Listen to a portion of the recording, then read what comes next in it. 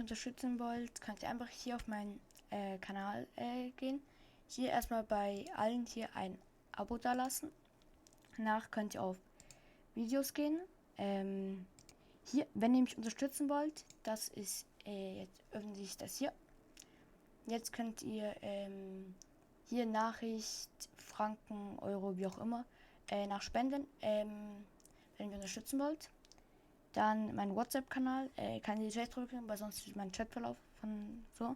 Könnt ihr gerne beitreten, dort kommen exklusive Informationen und die Produkte der ersten Auslage könnt ihr hier entscheiden, wie ihr sie findet. Für den Vorkauf, nennt es jetzt mal, kommt demnächst noch weitere Informationen. Danach einfach unten absenden, ja, liken, abonnieren für die noch nicht abonniert haben und ja. The Polish Pantheon looking to try and take over here. Pixie Yanis scrambling around the low ground, but Pixie falls. Only one remains. Seti's gonna look to find it. Nice. Seti takes it with the victory royale. 7 eliminations for Cammy and Seti. Seriousness on their face, given that they know there is a long tournament in front of them. Match number 8 is going to close out, and it's incredible to think that this is a team that is always so prepared, right? So it's a new day. Would you please give it up? Your game 8 winners is Cammy and Seti! Do you want to hop up for me there, fellas? I'll come down, I'll come down. What a day, what a start to the day. Second game, a victory royale. You guys have been in this position before. Walk us through the end game there. It seemed that the high ground once again reigned supreme. Yeah, I mean, we were at that side, so we just took the high ground because it was very free. And I think this is the first game that we really had Surge. And yeah, we're just gonna try to do our best to have Surge in the other games and then try to win more. Well, you guys as well, you've been in this position before, 2022 Invitational winners. What kind of experience does that, guys, give you in moments like this, having been through the likes of that? I don't even know, we just played high and we won, like, I don't know. We just need to focus on the next games, maybe we win some more, and yeah, we'll see. You seem very locked in as well here. As we can see, the 1.5 multiplier really changing things up on the leaderboard. A few more games like that, and who knows, you could be lifting the trophy again, Seti. Who knows? For you guys, how do you push through now? What do you do next? I think we just have to stay calm, get Surge, and try to win more games. That's it. And lastly, I want to say, it's a big day as well for Seti here, folks. It's someone's birthday today, okay? On a count of 3, can we all say happy birthday? 1, 2, 3! There you go. Whatever happens, thousands of people chant your name. One more time, give it up for Cammy and Seti! Happy birthday, buddy. And on that note, game 8, as you can see, things are really changing on the leaderboard now. What will happen next? We're going to find out once again. A short break from us. Do not go anywhere. Don't be silly. There's loads more global championships coming your way right after this.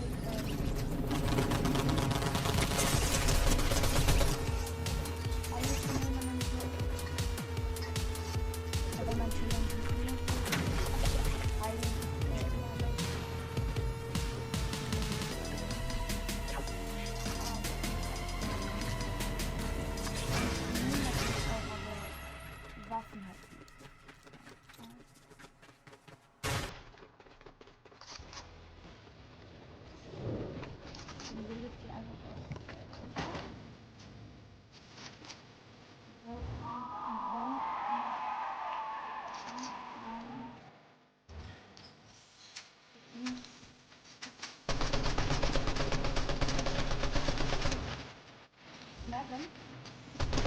Oh, yeah, that comes.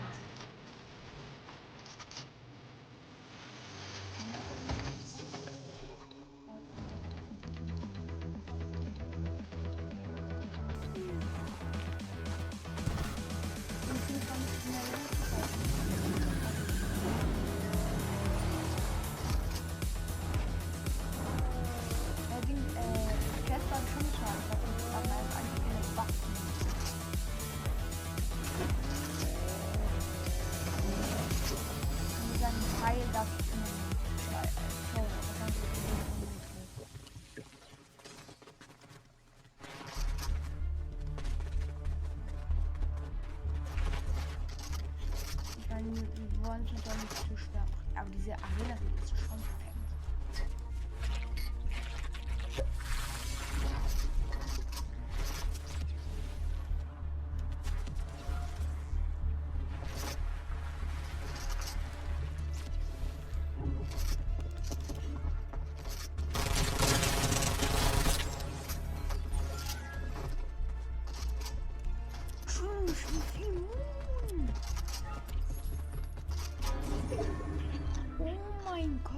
geht um? Ich glaube, Vardeal und Reason sind jetzt schon selbst richtig bad. Ja, sie wissen, dass sie nicht mehr gewinnen können. Also, ich vermute es. Wissen kann ich nicht.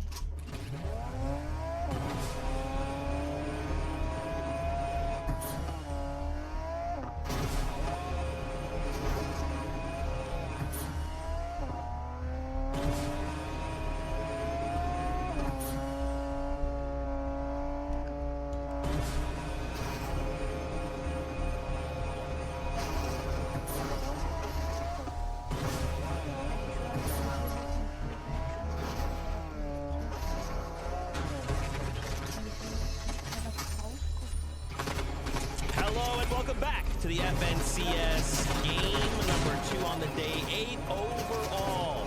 Seti, Cammy find themselves the victory royale as well. Fortnite fan, please give a big welcome. Kelly Link and Mini Miner as they join us here to break down this game.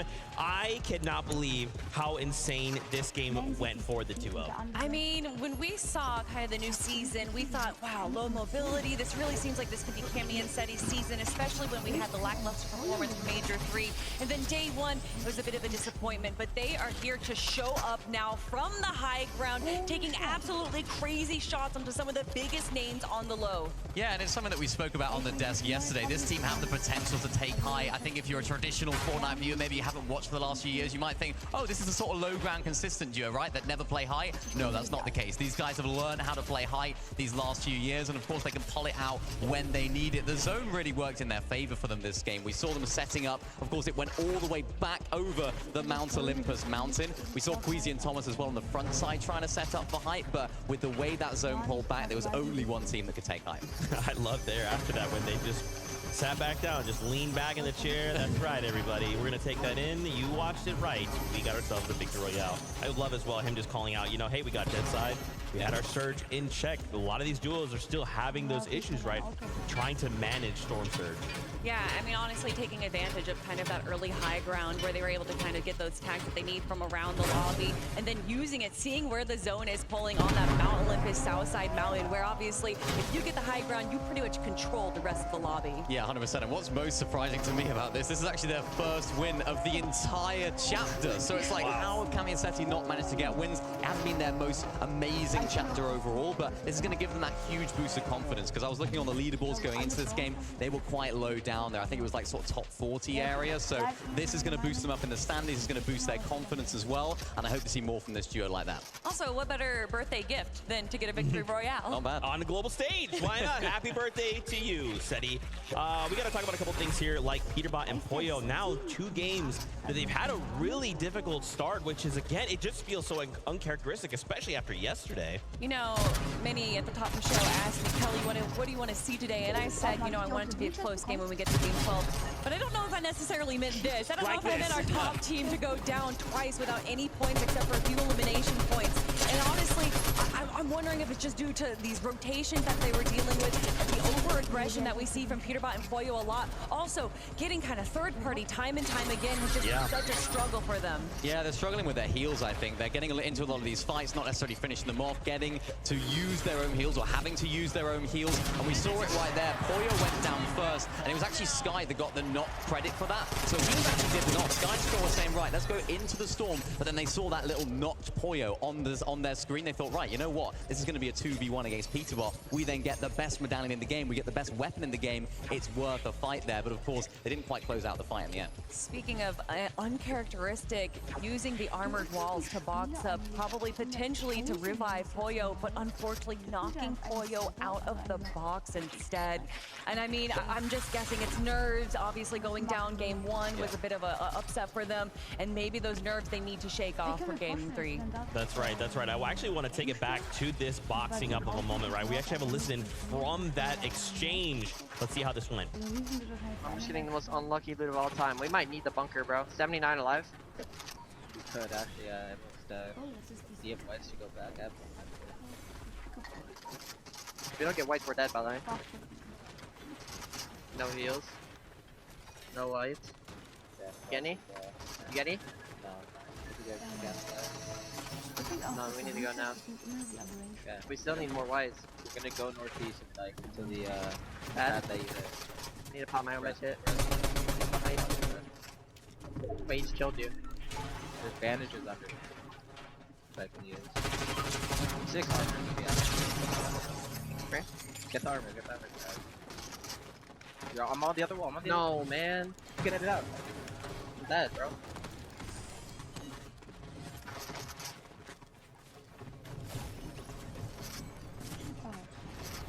Definitely a difficult situation for the duo. I mean, did you see how many different opportunities there was for any heal available at all and did not receive a single one? Sometimes it just goes that way, you know. That is a little bit of that RNG factor we're kind of used to seeing. That's exactly what I was going to say. Unfortunately, there is just an element of RNG when it comes to Fortnite, and that does mean what you're going to get out of those chests, what you're going to find as floor loot, and unfortunately finding barely any white heals going as far as into the storm to get that bunker. But now, seeing where they are on the leaderboard, Peterbot and Pollo dropping down to second place, meaning that Thomas HD and Queasy are in first place. Yeah, they are. I mean, what a turn of events right here. That's the first time this entire chapter that Peterbot and Pollo have played outside the top 25 in back-to-back games. And who's taking advantage of that? It's Thomas HD and Queasy. They would have seen Peterbot and Pollo going down in the feed, and you can see the way that they play this endgame. They weren't necessarily taking too many risks. You saw Thomas HD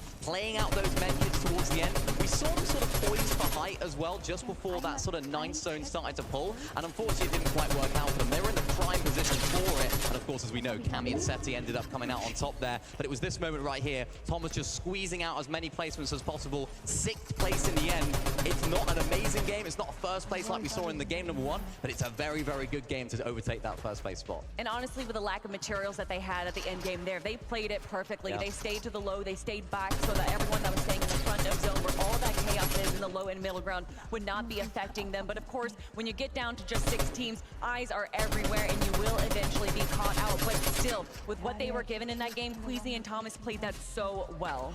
That's right, and for them, you know, it was looking good for Queasy and Thomas, right? There was just one problem. You look up and you're like, we got high right. You look up, oh, steady Cammy. Nice. Wow, with that being said, though, we are prepared for more action here from the FNCS Global Championship. Game 9 is here and ready, so casters, take it away.